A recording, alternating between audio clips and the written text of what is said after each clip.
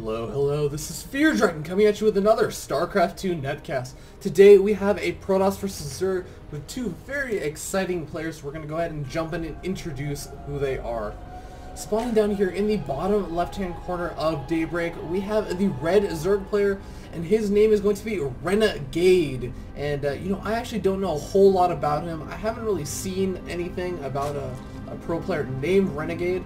And it's possible that it's just another pro player using the alias RenegaDe as, for whatever reason. I know a lot of players like to use things or aliases that are not actually their normal ones, such as, I believe the little one, TLO, goes under the name King of Drones. But yes, this is going to be RenegaDe, at least for the duration of this match, and his opponent spawning up here in the top right-hand corner of Daybreak as the blue Protoss player.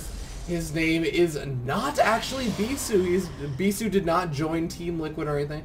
Don't worry, it's nothing like that. This is actually representing Team Cynical Brit, that is.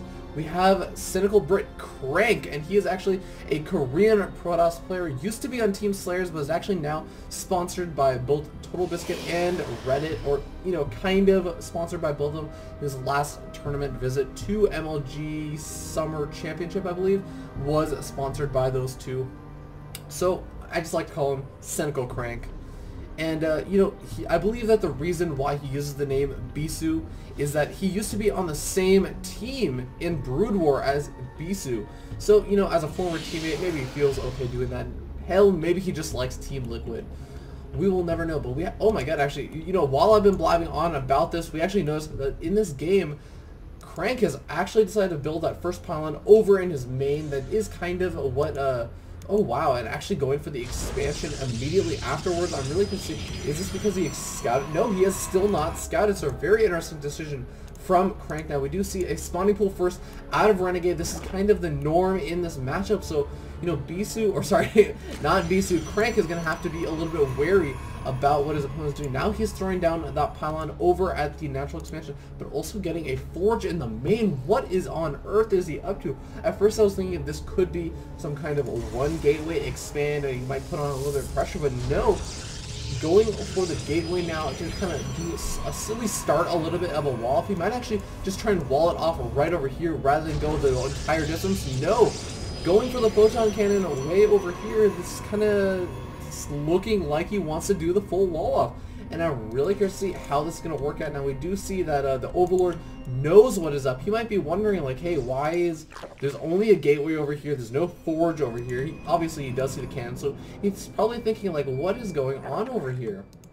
But in the meanwhile, we do see that those two little Zerglings are going to go ahead and move around. They're probably looking and thinking, where the heck is my opponent's probe? And there the probe is, just now making its way over to the natural expansion. It says, okay, cool, my opponent is not one base all-inning me.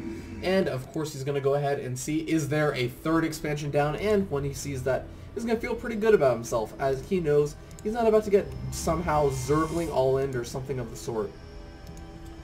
Now, not too sure what exactly this smile is about. Maybe he's just trying to be friendly, or maybe this probe is clearly out just for blood. Oh my god. Is it not? It's very rare that you actually see this assortment of units chasing each other, this probe chasing the Zergling. But no, the probe is going to go ahead and return home. Meanwhile, the Zergling just grabbing the control of that Zelmaga Watchtower. That probe is not suicidal, and that Zergling is not really afraid of that probe. But in the meanwhile, we do see RenegaDe not really deciding to grab any of those gas guys, so he's going to be going for a very gasless style of play for a good chunk of time, and until probably he gets up that third and starts maybe getting a little bit of saturation on that, and then he might go ahead, grab those gas guys and start taking up a little bit and, prepare for any kind of big plays that Slayer's Crank can do. Now, one thing I will note is that Slayer's Crank definitely came out. Well, actually, no, sorry. I was about to say he came out a little bit further ahead in tech than you would normally see in a regular old Forge File 69, but he did go for that Forge first anyway, so that's a really curious decision out of Crank to do that. I'm really not too sure what he was thinking with that, but I guess we will never find out unless you find another game of him doing the same style and with him potentially getting all in, because I feel like that is going to be the big worry I would have with that style of play. But we do see this probe getting chased around by the Zergling. Once again, this Zergling doesn't afraid of anything. He's going to go ahead, chase down that probe, and then apparently go rally to attack move here. But of course, it's a really good that RenegaDe is keeping an eye out for that probe. And in the meanwhile, we do see that he did end up grabbing those 2 gas geysers and is going to be getting that roach warren over here. So we'll be preparing for some kind of roach transition, or at least some kind of roach defense, while he goes ahead and grabs that lair, something you absolutely need as you move into the later mid stages of the game in Zerg vs Protoss. And then meanwhile, we see 4 gateways out for Crank, as well as a Twilight Council, so we might be seeing some kind of blink play. We do see another upgrade getting pushed out. This is going to be +2 weapons, so Crank already sitting on those +1 weapons. It's going to feel pretty freaking comfortable in terms of his upgrades, as you know, you might be wondering why isn't getting the plus. Oh, actually, hold that thought. We do see some Zealots moving in as this pylon was placed over there, and wow, we actually see the Zealots getting a nice positioning to be able to take out a lot of these Zerglings, but still, the Zealots are going to be surrounded. A couple of reinforcing Zealots are going to come in. They might be able to clean up the remainder of these Zerglings, but this team is definitely doing a lot of damage to these Zealots, but at the same time, the drones are forced to evacuate. We can see that in terms of workers lost, you know, he has been able to kill 4 workers off, and that's a pretty decent number, considering that all he's really invested in this is a pure mineral investment, as well as really only doing all of this off of 4 gateways. So this is not an all-in by any means. He's putting on a good amount of pressure, though. He's going to be able to take out a couple of these roaches, force RenegaDe to multitask a little bit, to try and do a little bit of fighting action against these Zealots, and might even decide to warp in one more time. I'm really curious to see. No, looks like he's going to go ahead and use that warp in back at home for those sentries. And I like that decision. This pressure was a little bit kind of over already once those roaches started massing up in that large number. But of course, the nice thing is he forced a lot of roaches out rather than just drones.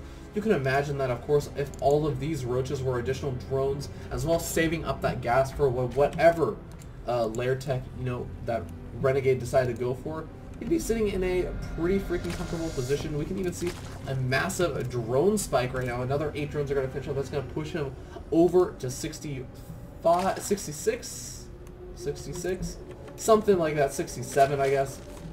But yes, of course, he's going to be feeling pretty comfortable. In the meanwhile, we see that Crank has not really decided to move out to try and take a 3rd expansion just yet. So I'm really curious to see what he's actually going to be planning. It looks like, still not planning anything. And this Zergling is going to be over there to spot out when that 3rd expansion is attempted to be taken. So we're here to see if he's going to be going for some kind of big large play. We do see a Warp Prism out, as well as this pretty hefty Stalker Sentry Force. But of course, RenegaDe getting that scout off with those that their whatchamacallit, Changeling over there. Of course, the giant letters saying Changeling, completely don't notice that. But of course, anyways, we do see the Warp Prism coming in. Nothing loaded up into it, so we aren't going to be seeing any kind of thing in the main with the sentries over force fielding that ramp. But we do see the Warp Prism morphing in, and the roaches do see that Warp Prism. They're going to kind of stop these stalkers from easily being able to get over to that Warp Prism, and now finally they do move over, and it looks like now, even though he does have that proxy pylon set up, that Warp Prism is just going to allow those units to get to the battle a little bit faster. We do see the roaches coming in, some pretty decent force field, some good blink micros, definitely going to help him out though, as he's able to pick up quite a few these roaches, and now those force fields definitely working out in Crank's favor, as he's able to use one additional force field to trap a bunch of those roaches, and now knowing that he's taken out all those roaches and force a RenegaDe to position all this army over here, throw down these spine crawlers over there, he can go ahead and move over to the natural expansion where those spine crawlers are really just not going to be able to be utilized, as they just cannot unburrow and reburrow quick enough, as even though they are running around, and Crank is going ahead and knocking out those blocks, but still, look,